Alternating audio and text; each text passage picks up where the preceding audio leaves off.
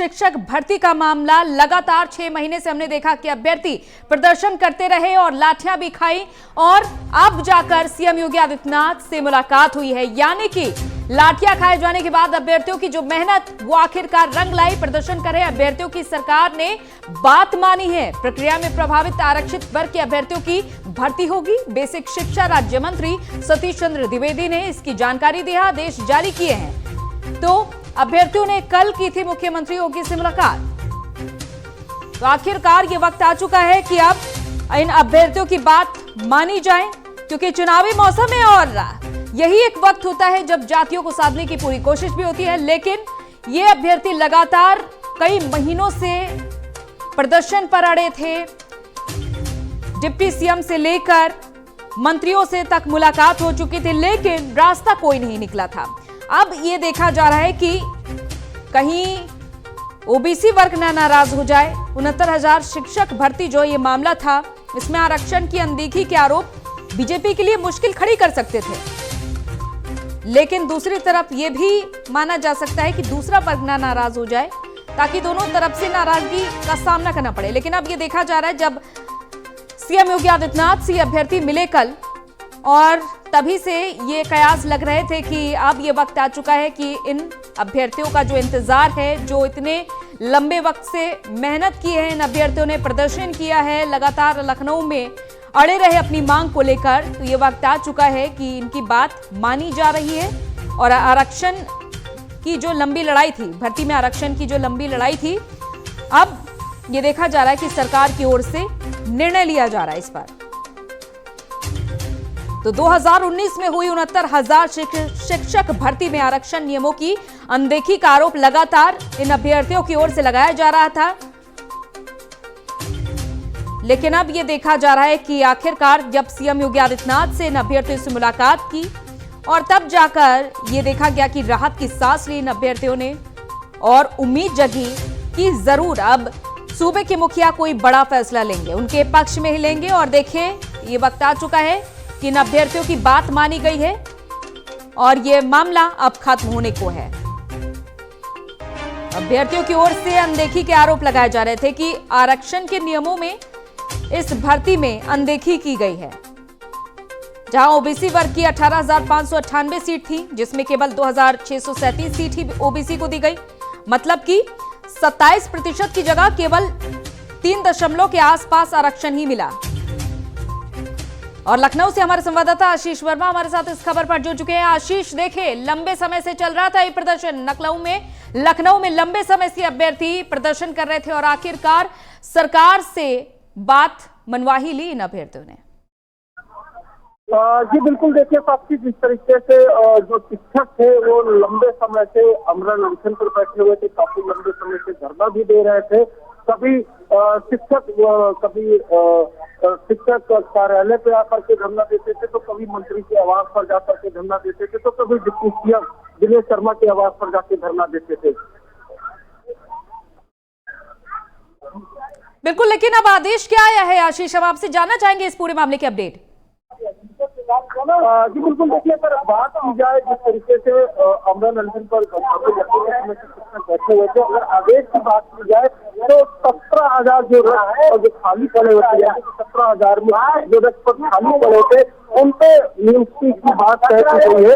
29 दिसंबर तक अभ्यर्थियों की सूची बनाई जाएगी और 5 जनवरी तक अभ्यर्थियों को परीक्षण किया जाएगा, तो 6 जनवरी को नियुक्ति पत्र बांटे जाएंगे। हालांकि ये जरूर कहा जा सकता है कि अब जिस तरीके से लंबे समय से जो अभ्यर्थी धरना प्रदर्शन दे रहे थे, उससे कहीं न कहीं अब अभ्यर्थियों की जो लड़ाई थी वो कहीं न कहीं ले आई है। ये कहा जा सकता है कि लंबे समय के बाद अभ्यर्थी जो लड़ाई लड़ रहे थे, अब वो कहीं न कहीं उनके अंदर लहर दिखाई दे रही है। बिल्कुल, देखिए आशीष, अब 17,000 रिक्त पदों पर भर्ती की जाएगी। देखिए लंबा समय बीता और इसके बाद आखिरकार मेहनत रंग लाई, लेकिन कब से भर्ती होगी, कब नियुक्ति पत्र बांटे जाएंगे और बाकी जो शेष अभ्यर्थी हैं जिनकी नियुक्ति अभी होनी है, उनको कब नियुक्ति पत्र बांटे जाएंगे? देखिए अभी जिस तरीके से आदेश आया है, क्योंकि जो प्रक्रिया है ये थोड़ी सी लंबी प्रक्रिया है, लेकिन जो शिक्षकों की लड़ाई थी वो कहीं ना कहीं अब शांत होती दिखाई दे रही थी। तो लंबे समय से शिक्षक लड़ाई लड़ रहे हैं। 59,000 शिक्षक में अगर बात की जाए तो 22,000 जो रिक्त खाली पद पड़े हुए थे उनकी लड़ाई लड़ रहे थे। हालांकि अब जो है 17,000 की बात कही जा रही है। 17,000 में 6 जनवरी तक की नियुक्ति पत्र बांटने की बात कही गई है। फिलहाल देखना यह होगा कि शिक्षक किस नजरिए से इस आदेश को देखते हैं, ये शिक्षक ही बता पाएंगे किस नजरिए से देखते हैं, क्योंकि 17,000 की ही बात कही जा रही है। बिल्कुल, देखिए जो ये बेरोजगारी के मोर्चे पर विपक्ष एक तरफ खड़ा हुआ था, एक मुद्दा बन चुका था 69,000 शिक्षक भर्ती घोटाला, लेकिन अब सरकार लगातार कह रही थी कि थोड़ा सा धैर्य रखिए, हम पशुपेश में हैं, थोड़ा सा धैर्य और इसके बाद फैसला जरूर आएगा, और आखिरकार ये समाधान निकाल ही लिया है। देखिए, सरकार अगर शिक्षकों की बात की जाए तो शिक्षक लगातार अपनी बात मनवाने के लिए लगातार अमरा अनशन पर भी बैठे रहे। पुलिस की लाठियां भी खाई है, कई मंत्रियों के आवास के बाहर प्रदर्शन भी किया है। लेकिन अब जिस तरीके से ये आदेश आया है तो कहीं ना कहीं शिक्षकों में थोड़ा सा उत्साह दिख रहा है। लेकिन अभी भी अगर बात की जाए जिस तरीके से 22,000 खाली रिक्त पद पड़े हुए थे 59,000 में, कहीं ना कहीं 17,000 का ही बात कही जा रही है। तो 17,000 शिक्षकों को नियुक्ति पत्र दिया जाएगा 6 जनवरी को। तो ये कहा जा सकता है कि अभी देखने वाली बात यही होगी कि शिक्षक इस जो आदेश आया है इसको किस नजरिए से देखते हैं, क्योंकि लंबे समय से शिक्षक अमर अनशन पर बैठे थे, चाहे वो डिप्टी सीएम दिनेश शर्मा का आवास हो, उनके आवास के बाहर प्रदर्शन करते रहे, लाठियां भी खाई है। लेकिन अब आदेश जो आया है इसको शिक्षक के नजरिए से देखते हैं ये कुछ। बिल्कुल, देखिए जो आदेश आया है आशीष, एक तरफ अगर अभ्यर्थियों की बात से इतर हम बात करें तो इसे सियासी चश्मे से भी तौला गया। विपक्ष लगातार आरोप लगाता रहा है कि बीजेपी पिछड़ों की विरोधी है। की बात करें तो बिल्कुल आशीष, हमारे साथ बने रहिए, और डिप्टी सीएम दिनेश शर्मा जी हमारे साथ जुड़ चुके हैं। दिनेश जी, बहुत बहुत स्वागत है आपका प्राइम न्यूज में। धन्यवाद। मैं इस समय जन विश्वास यात्रा पे फतेहपुर में मैं निकल रहा हूँ, इसलिए मैं संक्षेप में बता दूं कि भारतीय जनता पार्टी की नीति और नियति रही है कि जो हमारे विद्यार्थी हैं उनका उज्जवल भविष्य हो, किसी के साथ कोई अन्याय ना हो। अगर कहीं पे किसी प्रकार की कोई विसंगति हो तो उसको दूर करने की प्रक्रिया हमेशा से सरकार करती आई है। जहां पता चला कि कुछ शिक्षा माफिया पर्चे को लीक कर सकते हैं, संभावनाओं को देखते हुए पूरी प्रक्रिया को ही बदल दिया गया और परीक्षा को फिर से कराने का निर्णय लिया। ये पारदर्शी सरकार का काम है। उसी तरीके से आरक्षण संबंधी विसंगति की जो चर्चा लोगों ने करी थी उसको दूर करने की प्रक्रिया की तरफ सरकार आगे बढ़ी है, और मुझको लगता है कि एक पारदर्शिता के साथ में सबके साथ न्याय हो सके, इस दिशा में सरकार काम कर रही है। बिल्कुल, देखिए लेकिन दिनेश जी, लंबे समय से करीब 6 महीने से अभ्यर्थी प्रदर्शन कर रहे थे।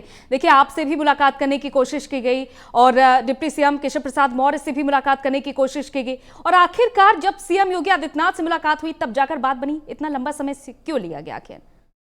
नहीं, देखिए कोई भी प्रश्न होता है उसका परीक्षण में समय लगता है जी, और जब समय लगता है तो उन चीजों का पक्ष और विपक्ष और विधिक प्रक्रिया का आकलन किया जाता है।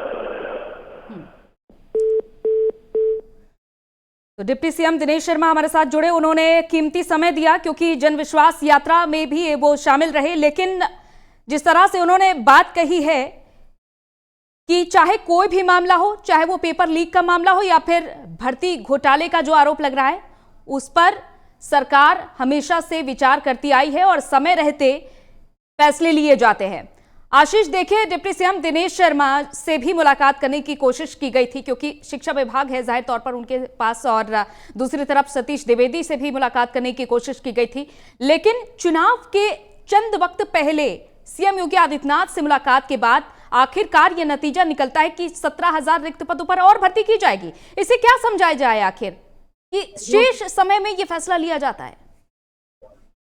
देखिए, अगर बात की जाए, जिस तरीके से शिक्षक लगातार मांग यही कर रहे थे कि उनको मुख्यमंत्री योगी आदित्यनाथ से मिलाया जाए। लगातार शिक्षक डिप्टी सीएम दिनेश शर्मा के आवास के बाहर प्रदर्शन करते रहे, लगातार इको गार्डन में प्रदर्शन करते रहे, लेकिन उनकी जो बात थी वो मुख्यमंत्री तक की नहीं पहुंच पा रही थी। हालांकि अब मुख्यमंत्री ने जिस तरीके से संज्ञान लिया है इस पूरे मामले को, तो जाहिर सी बात है पूरे मामले को संज्ञान लेकर के जो 17,000 बांटने की बात कही गई है, लेकिन अभी भी अगर देखा जाए शिक्षक किस नजरिए से इसको देखते, ये शिक्षक किस नजरिए से देखते ये देखने वाली बात होगी।